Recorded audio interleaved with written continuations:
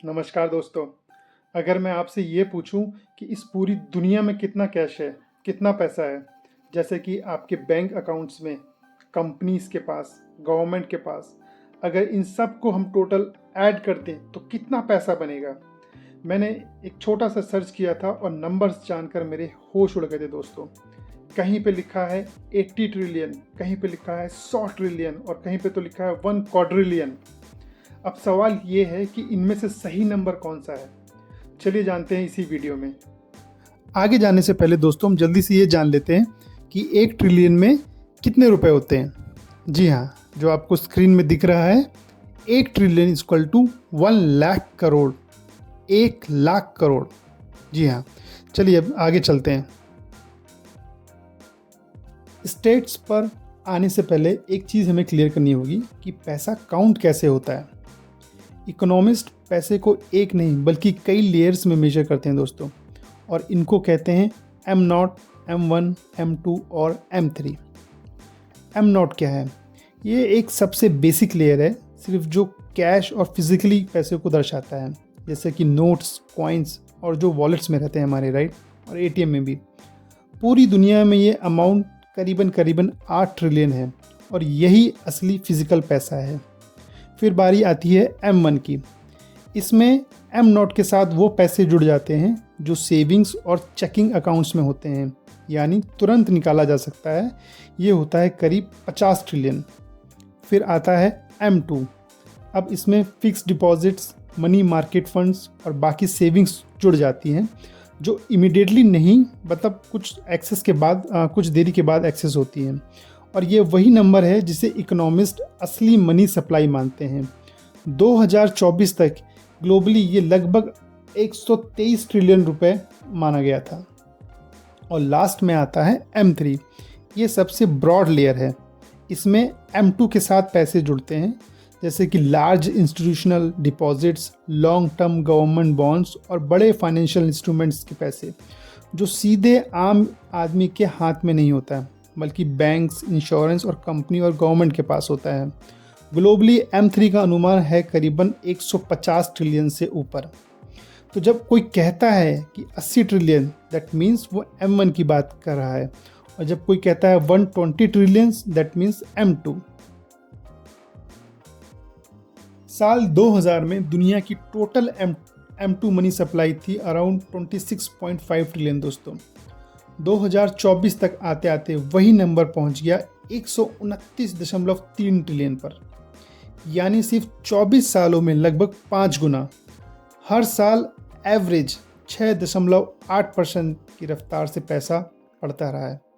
लेकिन असली शॉक आया 2020 में, जब कोविड आया था। दुनिया के लगभग हर देशों की सरकार ने पैसा छापना शुरू किया। स्टिमुलस पैकेजेस दिए, इमरजेंसी स्पेंडिंग्स दिए, सेंट्रल बैंक्स का इंटरवेंशन हुआ। फरवरी 2020 से जून 2021 के बीच में, मींस मात्र 16 महीनों में, ग्लोबल मनी सप्लाई 21% तक बढ़ गई थी।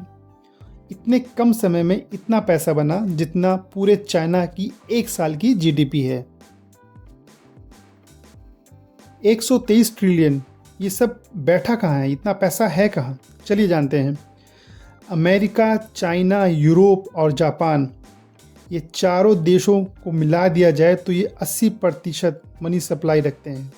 बाकी 150 प्लस देश बचे हुए के पास करीबन 20% से ही काम चला रहे हैं। अमेरिका अकेले पूरी ग्लोबल लिक्विड मनी का करीब 30% होल्ड करता है दोस्तों। चाइना की पॉपुलेशन अमेरिका से 4 गुना ज़्यादा है, लेकिन मनी सप्लाई में वो सेकंड नंबर पे है और यूरोप तीसरे नंबर पे।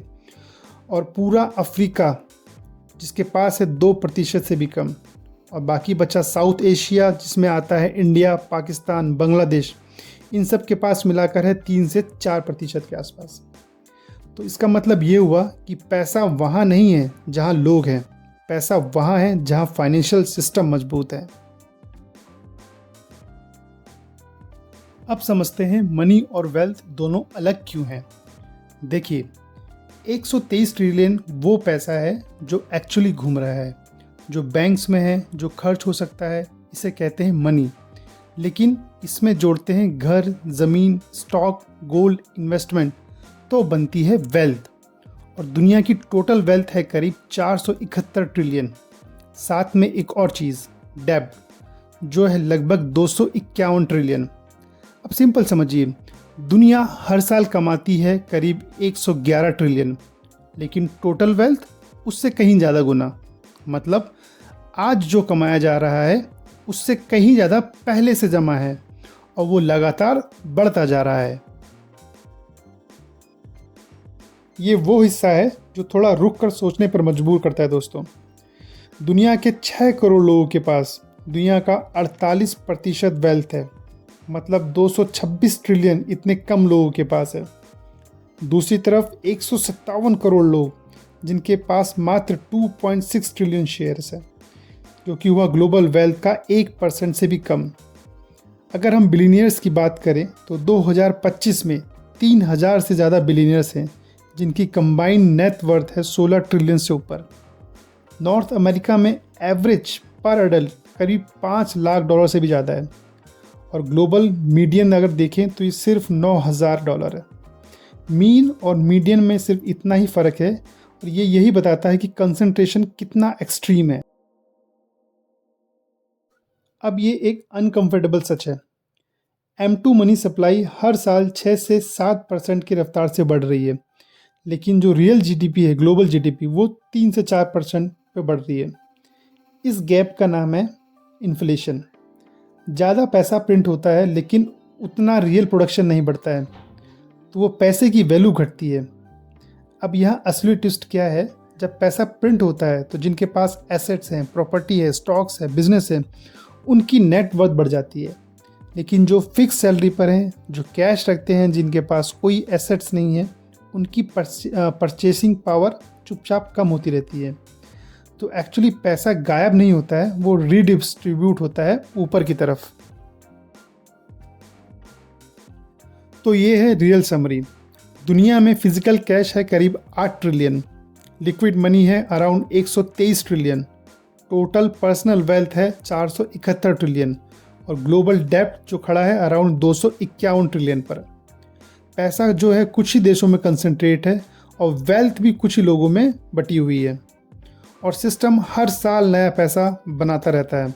लेकिन वो किस तक पहुंच रहा है, वो डिपेंड करता है कि आप पिरामिड में किस पोजीशन पर खड़े हैं। जी हाँ, यही है दुनिया का पैसा, और अब आपको पता है वो कहाँ है। अगर आपको ऐसे टॉपिक्स पसंद हैं जो हम सब पे इफ़ेक्ट करते हैं और कोई क्लियरली एक्सप्लेन नहीं करता है, तो प्लीज़ इस चैनल को सब्सक्राइब करिए। यहाँ हम सिस्टम को सिंपल लैंग्वेज में समझने की कोशिश करते हैं। चलिए मिलते हैं नेक्स्ट वीडियो में दोस्तों। नमस्कार।